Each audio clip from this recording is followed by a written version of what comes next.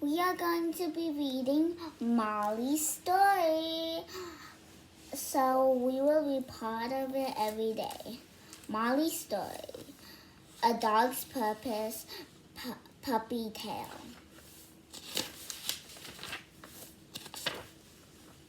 The first thing I remember is a place of barking dogs that never went away. Sometimes loud, sometimes soft, sometimes angry, sometimes panicky. Mostly just a loud call for attention. I am here! The barking said over and over and over. I am here! Notice me! When I could open my eyes, I learned that my mother was a light brown color. My two siblings were the same. All three of us squirmed toward our mother's fur and her warmth. We found her milk and drank. Then we curled together and slept. Then we woke up to drink again. No pictures on this page. Sometimes I heard a sound that was different from the barking.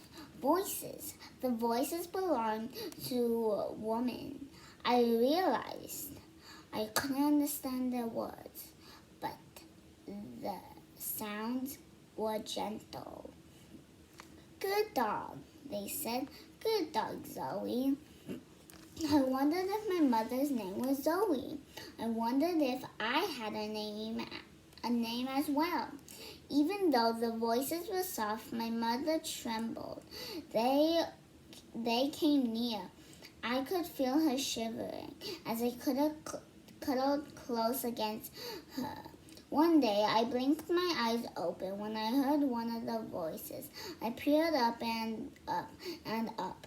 Then I stared in surprise. The person saying "good dog" in such a gentle voice was a giant. She loomed far above us. Her head blocked the light. Such cuties, she said. A hand reached down to stroke my mother from her ears all along her back. I cringed, huddling deeper into my mother's warm fur.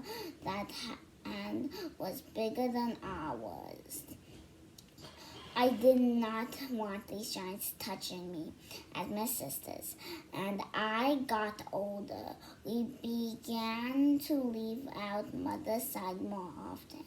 But there was not far for us to go. In every direction, we were surrounded by walls made of chilly metal wire.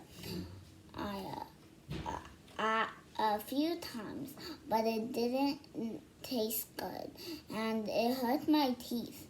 I wandered back to my mother, who licked my head. Then a sister thumped into me and stepped on my face. When the giants came to the door of our cage, my sisters ran over to them, wagging their tails so hard that their entire body wobbled. Sometimes they even fell over, but I hung back behind my mother while the two girls petted, and sometimes even scooped up in those huge hands. They would lick the woman's great big face and yip in happy voices. Why aren't they afraid? One day, a woman reached her hand all the way into the cage for me and hoisted me up in the air. Her fingers closed around me, holding me firmly as she lifted me.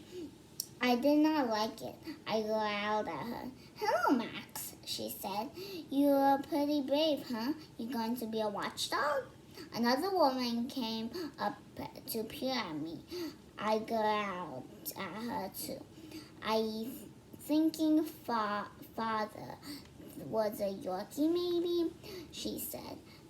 Don't you think so, Gail? Sure likes the Chihuahua Yorkie mix.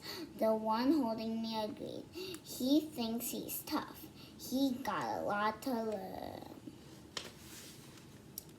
Gail put me back into my cage with my mother, and I backed away in a hurry. My sisters' names I learned were Abby and Annie. Every now and then, the three of us were taken to another room and put into a pen with some other dogs, like the people. They were giants, but they were still young, just puppies, like we were. I could tell because they ran clumsily, sometimes tripping over their own paws. They barked with excitement all the time, and they didn't know that it isn't polite to race up to another dog, and sniff his face and jump up to put your paws on his head before you've even been introduced. I'm not sure how I knew that this isn't the way to go about it, but somehow I did. I darted sideways as a young dog with black fuzzy fur came lopping up. A new dog used to sniff my undertail first. Then comes the chasing and wrestling. He shoved his nose beneath my rear legs and lifted me off my feet, dumping me in a heap. I jumped up and shook myself, ready to growl, but he was already running away. Irritated, I took myself to the edge of the pen on the outside. A huge white dog lowered his nose to sniff me. His head was bigger than my mother's whole body. And we will stop there. I hope you enjoyed. Bye.